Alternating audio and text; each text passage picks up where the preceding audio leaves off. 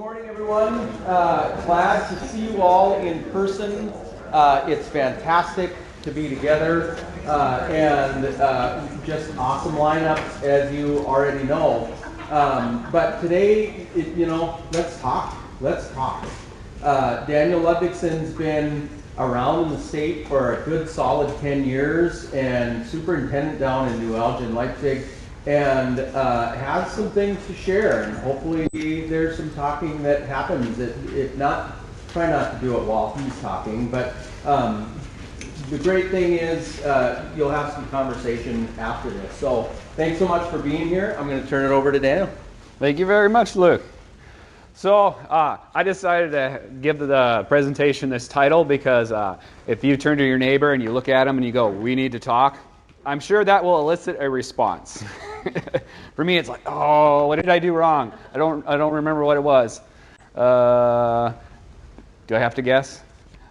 That might be more so with when I go home and try to figure out when I hear that, but I'm sure you guys can relate.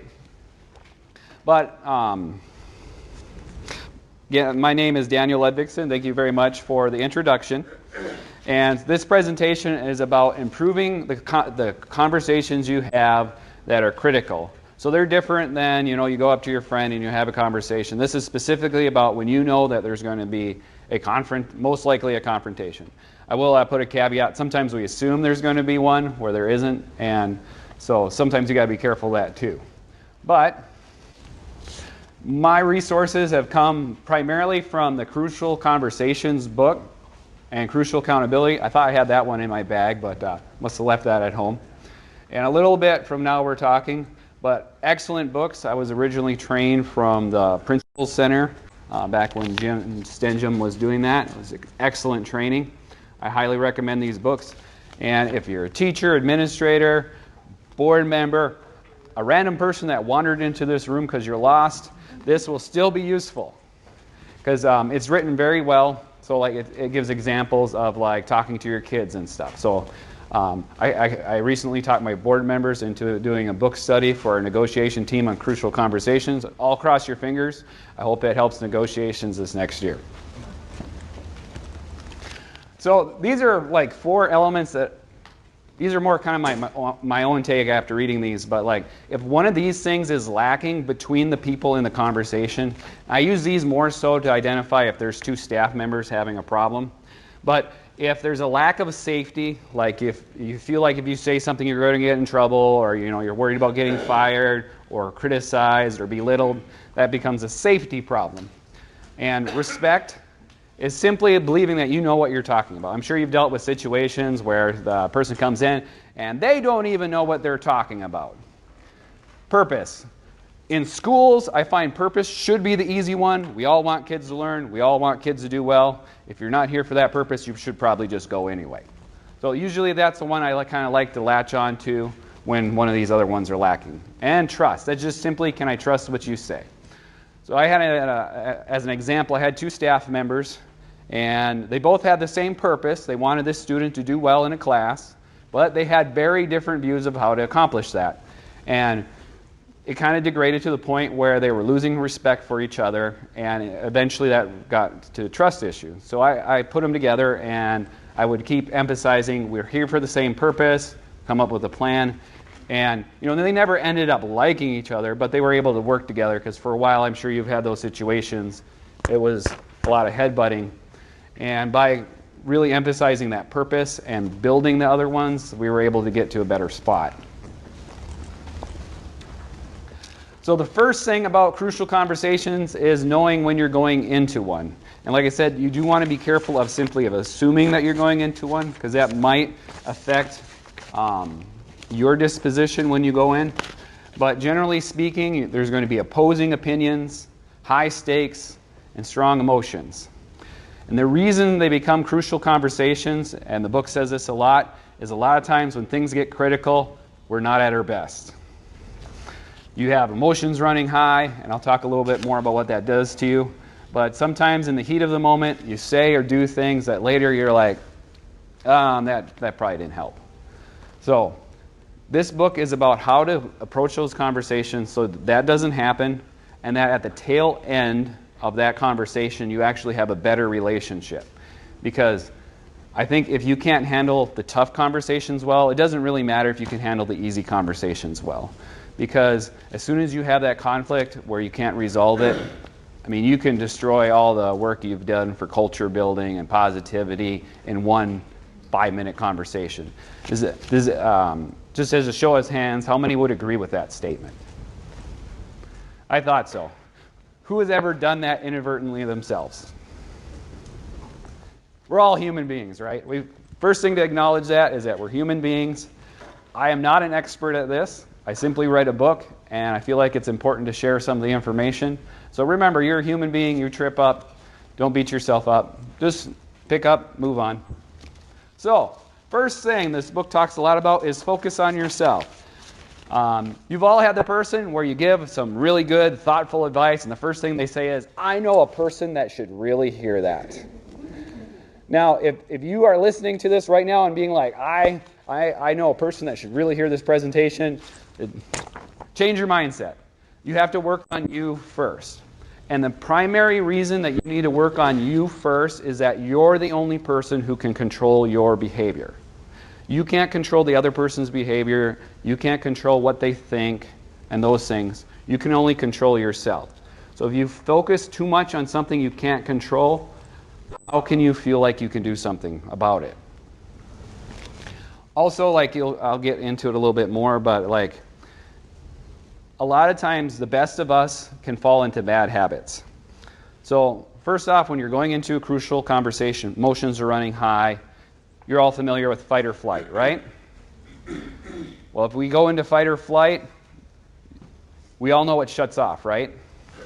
Prefrontal cortex.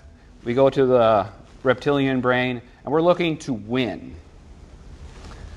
Now, when you're focused on winning, you lose mutual purpose because you might make decisions at that point at the expense of the other person to prove that you were right, that your decision was correct. And if you fall into that habit, these strategies aren't going to help you. So you need to work on you first, particularly if you have the opportunity to know that you're walking into a crucial conversation, you get your mind right first. Always focus on what you really want. That's where that purpose one, I think that's very important. Sometimes when our emotions start running high, you might find yourself saying things like, you're always a problem. Whenever I bring up an idea, you always point out what's wrong with it. Can't you accept anything? Well, I think you can all agree that if you go into the conversation, that's going to be shutting it down. And so you want to focus on what you really want. And one of the things the book talks about is sometimes in those situations, you go for the most obvious or simplest thing, and you actually miss the major point entirely because your emotions are running high and you kind of react to things. One of the things that might signal that you need to work on you first is if you find yourself justifying your behavior. Well, so-and-so is completely unreasonable. I needed to go in there, guns blazing, ready to set the tone. If you find yourself having a thought like that, step back and ask yourself, am I justified? I wouldn't like to see somebody else use. Because that can be a signal that you're not going in there with the right mindset. And it's easy to get sidetracked. So when you make sure you know what you want, so that I'm sure you're all familiar with that. A common strategy is to get you going on a separate topic. You come and you say that I'm getting a lot of referrals from you because there's a lot of downtime. And they're like, well, the teacher neighbor next door, you're not talking to them. Well, you're being thrown off track, and there's lots of ways to do that. So, master your stories. Both of the books talk a lot about mastering your stories, and it comes down to a simple element. And it's you make you mad. So it's a lot about perspective. So I'll use an example from when I was teaching art. I got a phone call from a parent, and they were hot, and they were like, you failed my kid in art. They were working hard. It's subjective, and they were going on. And I said, hold up. Thank you for bringing the problem to my attention. I entered the wrong number. I'll just fix it. Sometimes if we charge into that parent had told themselves a story that I was defining what creativity was, that I was being overly harsh. And the real story was, I was in a hurry, I punched in some numbers, didn't realize the kid had an F. Thank you, I'll fix it. And when we tell ourselves stories and we don't check for the other person's, sometimes we jump to conclusions, and sometimes those conclusions are what are going to get us in trouble. They're also what make us upset. So a lot of times, like if you're having a crucial conversation with somebody, the habit of the human mind is to assume that it's a personality defect, that this person is not a very good person, that they enjoy causing you pain and suffering, and that they are just trying to stand in your way. And those stories get in the way of facts. I'm sure in the last few years you haven't seen anybody who told themselves a story and they don't have a lot of facts to back it up. That happens because, like, in the situation I provided, there wasn't any facts to what she was thinking about why I gave the child a poor grade. Because if she had facts, she would have realized that, this was probably a mistake. But the other thing to remember about a story, if you're telling your story to yourself and you are experiencing emotions, you will probably express it in some way. Perhaps you become sarcastic. Perhaps you start making kind of cutting jabs, or your body language starts to change, you get rigid. So like one of the things you need to know is if your body is deciding to do the talking for you, you probably need to have a crucial conversation, because you could inadvertently start taking the relationship into a bad zone, and you might not even be realizing what you're doing. Your emotions will find a way to bubble up. So you got to take that time to ask yourself what story you're telling yourself, what are the facts behind them, and that go to own your own role. These strategies are most effective if you own your part of the problem. None of us are perfect, and maybe your contribution is small, but these strategies are going to move towards developing a common understanding between you and the person you're talking to. So if in your mind all the problem is set on them, like you might have a teacher that's struggling in the classroom, but if you look at it, maybe you haven't provided them the resources or time or whatever. If you don't own your part of the problem, these strategies aren't going to be very effective. One thing to ask yourself that's very important strategy that this book talks about, and this is to get rid of the villain story, to make the other person a human being so that you can rationally think about what's motivating them. And that's to ask yourself why a decent rational person may do this. And that's to stop the villain stories of jumping to conclusions that this person is a control freak and they just want to micromanage every moment of your life, and their sole objective is to make sure that you have no creative authority. Well, if you back yourself up and say, well, maybe this person is worried that if this project goes south, that the people in charge of them are going to come down on them, and they're worried about their job, and that's why this is happening. This puts you in a good mindset to have the conversation. And know what you're trying to accomplish. With crucial conversations, it's best to focus on one or two issues at a time. I'm sure you've all had the kitchen sink syndrome where somebody comes in, they have 500 things that you do wrong and you feel like nothing you do right. If you do that to somebody, they're going to shut down. So focus on one or two. Be sincere. If you're coming to talk about a problem, don't start with, "Hey, Susie, how was your day? Great job teaching. I need to talk about a problem I have with you." That comes across as insincere. I'm not saying you can't make small talk, but if you're going to talk about a problem, don't try to sandwich it, like compartmentalize it. I'm sure otherwise you can come across as insincere and like you're trying to use a strategy to mask your true intent or soften it or rose color it. You're just trying to be direct.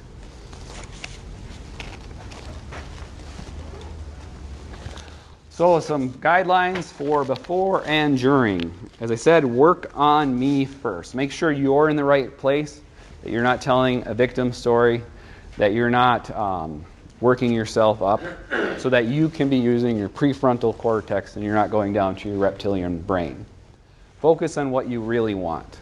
So if you're approaching to have a conversation and your objective is to improve a child's behavior, having a fight with the parent isn't going to help you. So you got to ask, What's your goal with the conversation? Is this conversation going to move you closer to your goal? And the fool's choice, the book talks about, that's where you might tell yourself, well, the only way I can solve this problem or reach this person is to get ugly with them, get loud, or, there's no point in saying anything. The person won't listen to me. They'll just find a way to get back at me. I should just keep quiet. So what the fool's choice is when you're kind of justifying to yourself either using bad behavior or to not do anything. You tell yourself a story, and it's basically it's natural for the human brain to inflate the consequences of having a bad conversation. So in your mind, I've done this probably the past week or two, where like I stepped myself back by found myself saying, well, if this happens, and this is going to happen, and that's going to happen, and everything's going to blow up, and the entire culture of the school will be ruined. In retrospect, it was like, I had the conversation, it went well, and I was like, I was probably overreacting. And the brain likes to justify what you're doing. So if you don't want to have the conversation, it's going to inflate the bad things that might happen. If you kind of lose it and you want to feel good about yourself, you might try to justify your behavior. So you don't always know you're going into a crucial conversation or at what point it becomes crucial. So the book talks about looking for signs. So does the person's body language change? Do they become rigid? Do their sentences become short and clip? Just pay attention when you hit a point. And it can be tempting if the person doesn't say anything to kind of gloss over and pretend everything's fine. But just pay attention to their body language. I don't think I go too much into it in this presentation. But like a big part, they call it learn to look. Look how the person's taking your message. Sometimes we get so focused on what we're saying, we don't think about how it's being received. And we miss the signs that tell us to slow it down a little bit and work on the safety. And one of the things the book talks about is a lot of times when people are using poor strategies.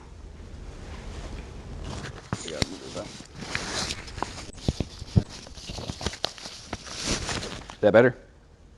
Okay.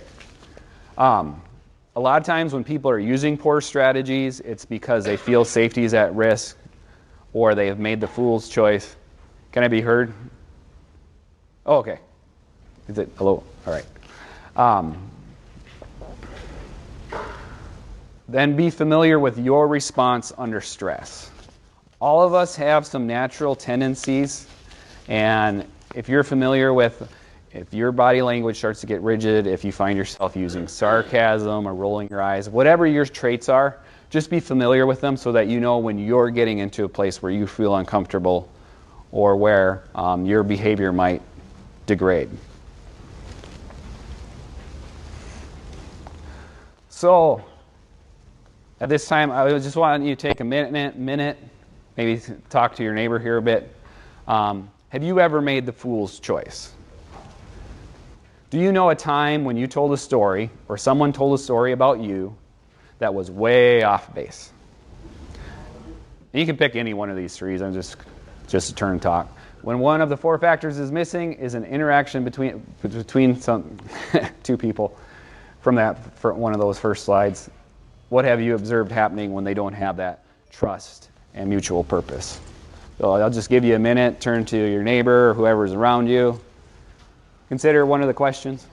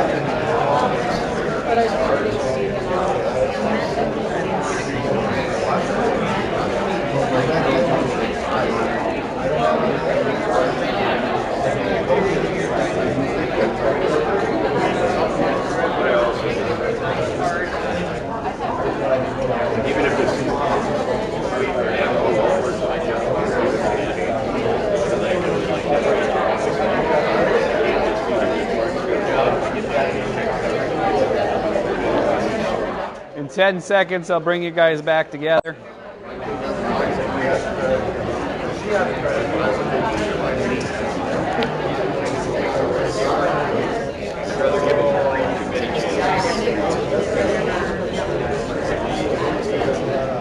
So I'm glad to hear so much conversation going on. I hope you jump on and do the discussions from the Canvas too. But I talked a little bit about, but when you watch for signs that safety is at risk, teach yourself to pay attention to how the other person's reacting to your message. You know, some people become flush. I recently were having an intervention meeting, and you know, the parent's voice was even, they looked fine, but they were going red. That tells me that there's a problem. And he wasn't losing his temper or anything like that, but I could tell that some sort of safety was at risk for him in relation to this kid. And so part of this is you watch for those signs so that you can react to them, so you can adjust your message. And a caution with body language. Body language can tell you something is amiss, but it can't tell you why. So it can give you a clue that you need to dig deeper, ask more questions. Sometimes we see a nervous body language, and we assume somebody's lying or stuff like that. We're actually very terrible at picking up on stuff like that, but we can pick up that something's not lining up. So if the person says, okay, I'm great with that decision, but they're stiff and rigid, one of the things this book talks about is don't ignore that. Dig into it, and I'll talk about how to do that more so later.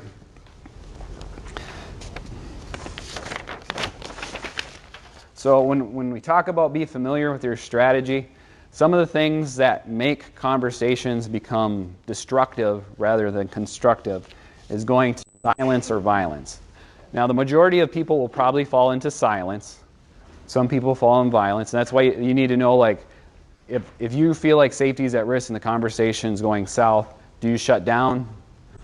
Do you ramp up, puff up? So here are some common strategies. Masking is selectively showing emotion or understanding. So you might share a piece of information, or you're not given the whole detail. So you're frustrated, and so you start selectively sharing information or selectively sharing your emotions. Avoiding's pretty easy. You just change the topic, try to redirect it somewhere else. You don't want to go there. Perhaps that's going on before you have the conversation. You see the person across the street, and you make sure that you don't go across the street. Withdrawing, that's just shutting down, quit talking. That's one of the things, like, you need to pay attention with body language. Sometimes it's easy with somebody that's withdrawing to, like, just barrel ahead because, you know, they're not fighting you on it. So let's just go ahead. Violence, controlling, you might say something like, oh, we've tried that before and it failed, or this other school tried this initiative.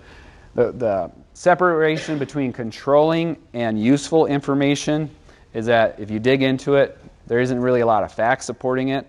The statement is for the purpose of coercing or forcing an opinion or dominating it, but like the substance isn't there. Labeling, this idea is stupid. Why would anybody want to do it? Attacking, you're stupid. Those are strategies that people use when they feel uncomfortable, unsafe. Some people may have gotten used to using these strategies when they're put in these situations, but they're a sign that safety is at risk, and you need to be familiar with what your tendencies are. Do you shut down? Do you start trying to control the conversation? And then learn that when you see that from other people, that it's a signal that maybe you have to readjust your strategy. Toolkits. Now, these are kind of like when you're leading into the conversation, you're trying to set that platform that things are safe. You're trying to get into the conversation. So you're not in the conversation yet, but apologize. This is about focusing on what you really want. I apologize that you think I'm coming down on you really hard and that I seem to be nitpicking. What I really want to accomplish is, and I kind of use apologizing with contrasting there. A lot of times with contrasting, the other person is assuming that your purposes are different or maybe they're assuming an ill motive or something like that. So when you say, I know that you think I'm trying to control what you do, but what I really want to do is find a good way for this child to learn.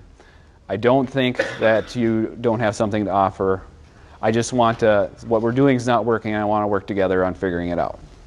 So contrasting is kind of, particularly either if you know or you can surmise what the other person, like what's making their safety at risk. Do they think that you don't respect them, that you don't trust them, that if they don't do what you say and they disagree with it, that they'll get fired? Like, it's a way to try to redirect the thoughts into a better plane. Create mutual purpose. So the book goes in and they call it crib. So like you can either make up a mutual purpose, like you have two conflicting views and you can kind of correlate something that puts you on the same path. I like recognizing, we work in schools, so a lot of times what you're trying to do is do the best thing for the kid. So this is kind of mine as a school leader. I think a lot of times if you focus on recognizing mutual purpose in that we're here for kids, we want to do the best for kids. We might disagree on what that looks like. We might have different training and ideas. Invent is a situation where maybe your purposes are different. And so you have to find a way to make them intersect. So you might have to be it's a little more creative than create mutual purpose. Like in create, there's probably one there, but in invent, you might have to adjust some things so that the purposes line up, because you're genuinely not lining up in that category. Brainstorming new strategies. I'm not going into great detail with this, but like that's inviting the other person to come up with ways that you can have a mutual purpose. All of them can be effective. You just kind of have to feel out the situation. You want to be sincere. Like if you use apologize, you have to mean it. Like this isn't a fake it till you make it type thing. It could be a minor thing, but you're trying to create a safe space. So if you apologize for something that you're really not apologetic for, like in the meeting I raised my voice and I got agitated and I'm sorry for that, but what you're really thinking is that it was justified and that you don't have anything to apologize for, your body language will probably give you away. And that might shut the other person down, because then that trust barrier, it will break down the trust.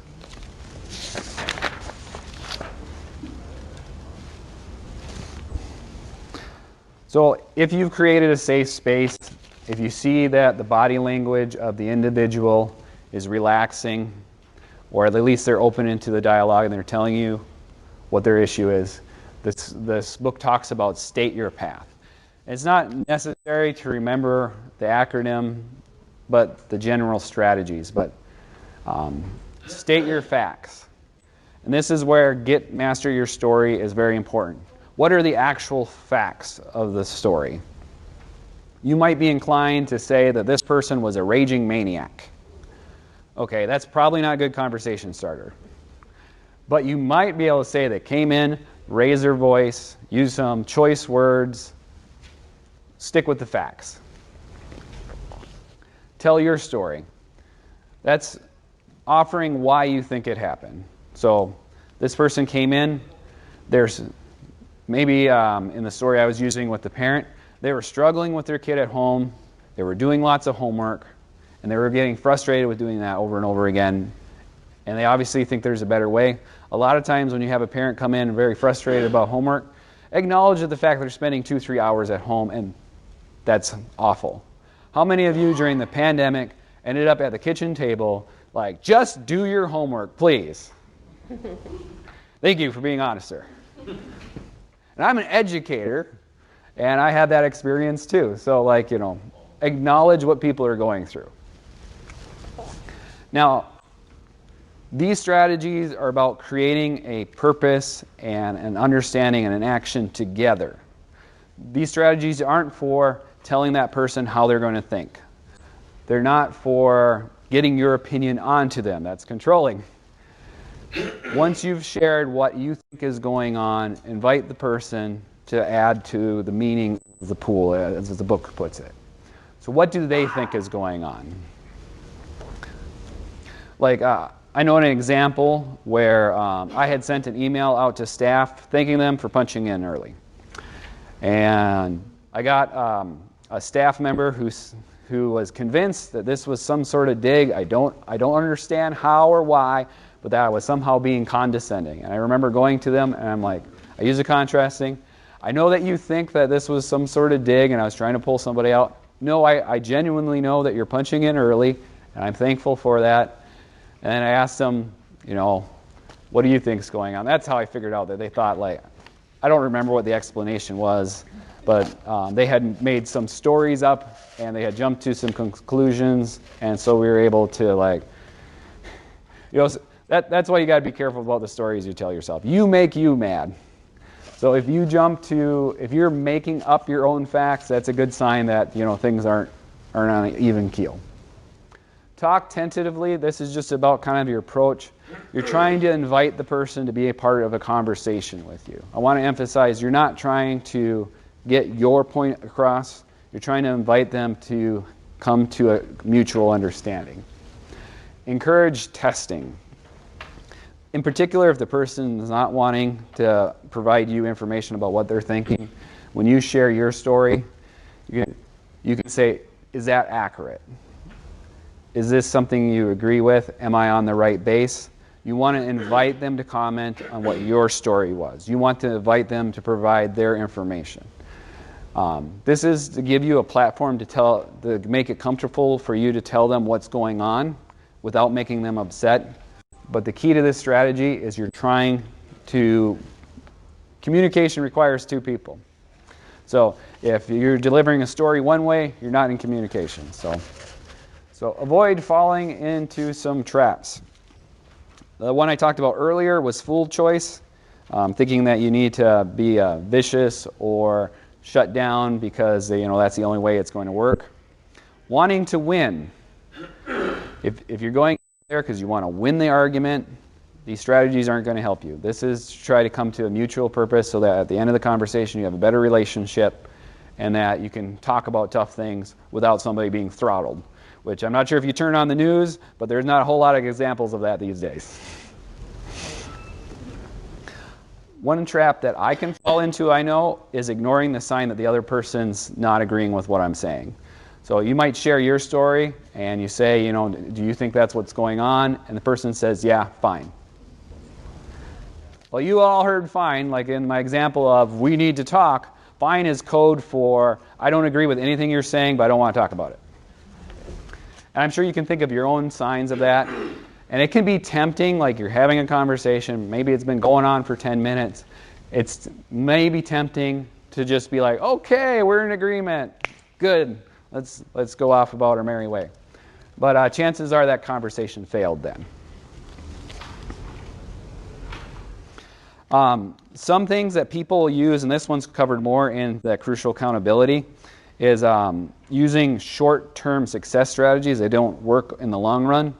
One is trying to use force, like you need to do this or you're being punished, or I'm going to be in your classroom every day until you do this.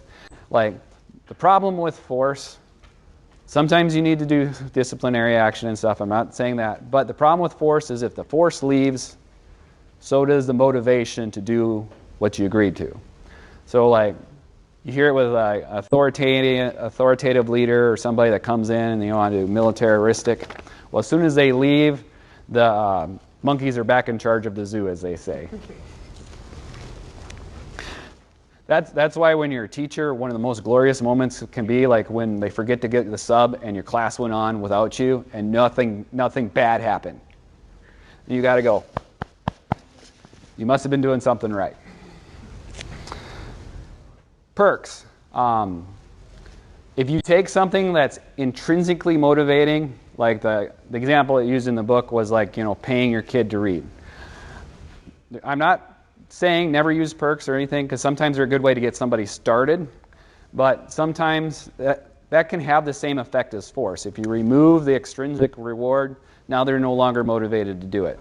So be careful of using those strategies to coerce what you want. And it talks about charisma.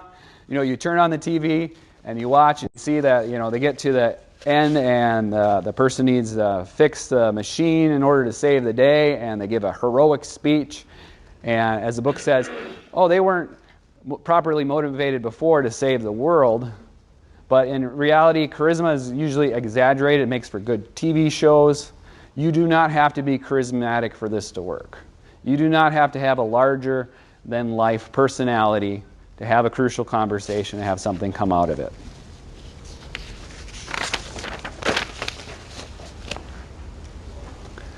Explore the other's past. Now, like I said, you're trying to create a mutual meaning. You're trying to get on the same page, and you're trying to move forward without having to be mutually moving forward. You're not trying to force something. You're trying to get to a point where you have a positive, good relationship. And that doesn't require that you like each other necessarily. The easiest one is to ask, just, what is your story? However, we all know that that doesn't always work. Sometimes people don't want to tell us things.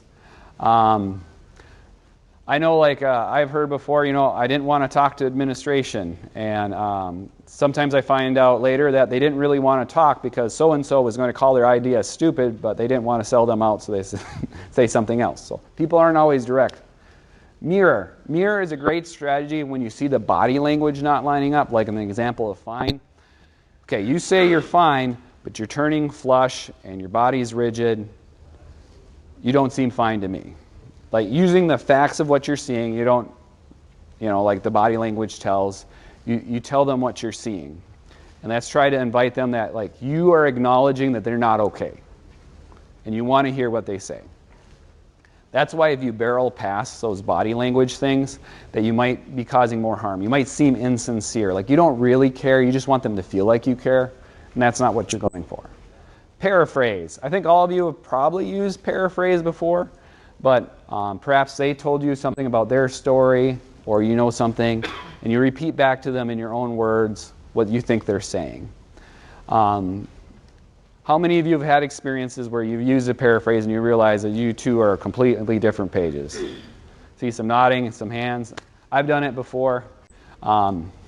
Sometimes it's as simple as you're using the same word with two different meanings. And that's easy enough to happen.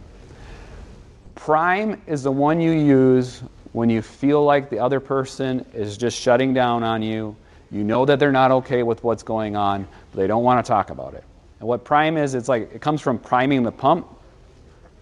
So you offer your explanation to why you think they might be doing it. You're trying to make the board happy, so you're forcing this down upon us, and you don't really care that it's uncomfortable for us. Is that what you think? Now, you do have to be careful with prime and be prepared for the answers you're going to get, because you might not like them. But the purpose of it is to get people talking, and you have to maintain that safety. So you might hear something that makes you want to shut down. You might hear something that makes you want to say, that's the stupidest thing I ever heard. That's why you need to be familiar with what you do. And this person might be way off base. They might be being ugly. But the point of these strategies is that you're going to get it to a safe place. I have to go back for a second with pitfalls. So one of the things the book talks about that I thought was a really good idea or a concept is make sure you're focusing on the right problem when you have that conversation.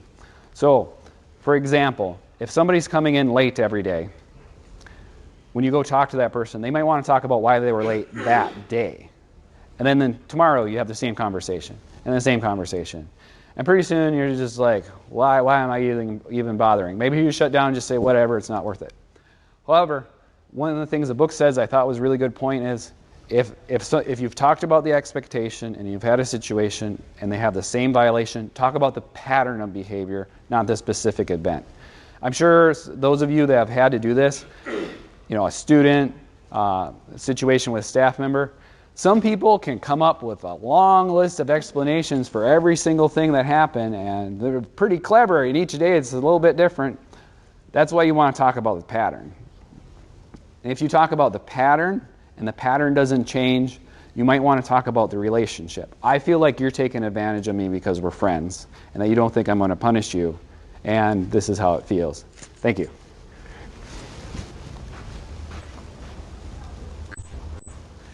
Okay, some wrap-up items. The book talks about a lot of ideas and concepts that I don't have full time to get into. The most important one that you see up there is pay attention to follow through. Just because you had a discussion doesn't mean you're yet on the same page, and you might have to spend some time talking about what the next steps are. Book goes into a lot of really good strategies to do that. And that's why dialogue is not decision making. You might have had a great conversation, you might have done an excellent job. Just be aware that there might be some other things you got to follow up on. Like I said, don't have enough time to get into some of those. Recommend reading the book. Agree where you agree. On this one, I'd like to give you just a minute to turn to your neighbor and think why agree to where you agree is up there.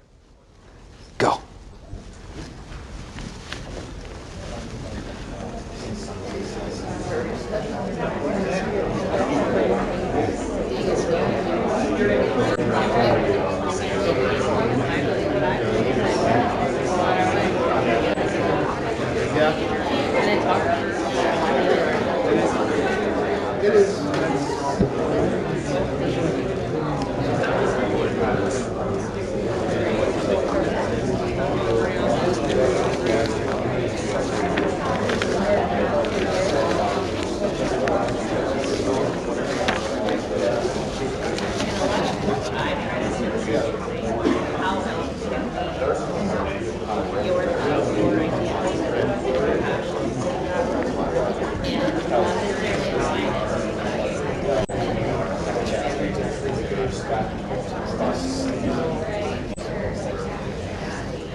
Does anybody want to share one?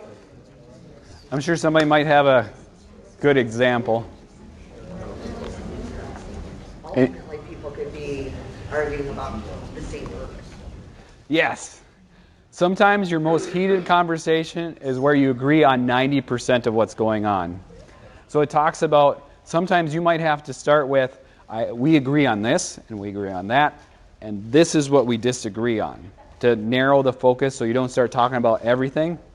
Because sometimes, like I said, your most heated conversation might be when you agree on 90% of the things going on. And when you reflect on a situation like that, you might be like, where'd this go wrong? And I think this book does a good job of explaining that, because people might fall into the trap of winning. My idea is better than your idea, and your idea is stupid, and it just degrades from there. So sometimes we veer off course. And that's why as educators, a lot of times I'm like, we're both here for the kids, right? We know that we want them to learn this concept. We want them to be healthy and happy. We agree on this. Where do we go from here? And sometimes you just need to bring people's attention back to why you're there and what you do agree on. Because, there's situations where they may leave that conversation thinking you have nothing in common, you don't agree with anything. And in reality, when you stop, and you calm down and you think about it, you actually have most of the problem solved except for this one little piece. So I thought that was a very interesting part of the story. This is a little graphic from it.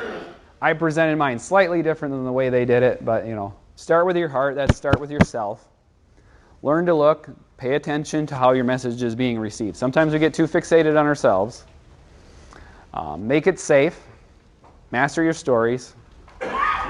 State your path and explore theirs. You're trying to get in the conversation together. It's very important to understand. You're trying to make a mutual understanding, and the whole purpose of state your path and explore there is to get them talking. And I didn't go into the move to action bit. The book has some good stuff on that. And some of the big points I thought from the thing was work on me first.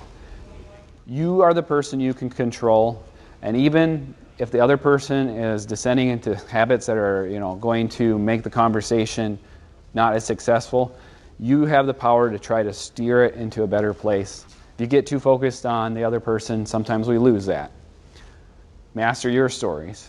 Know when you're telling yourself something that's getting your blood boiling. not based on fact. Create safety. You want the person talking.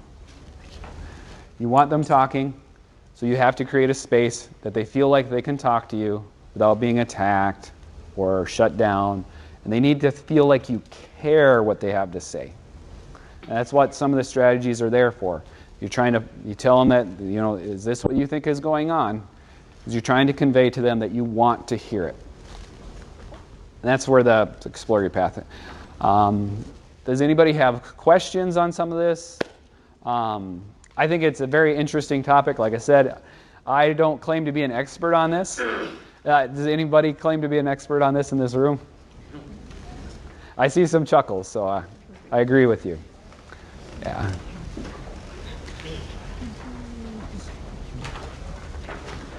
Does anybody want to share kind of like the big point they might have got from it? And should I just shut off the recording? Okay.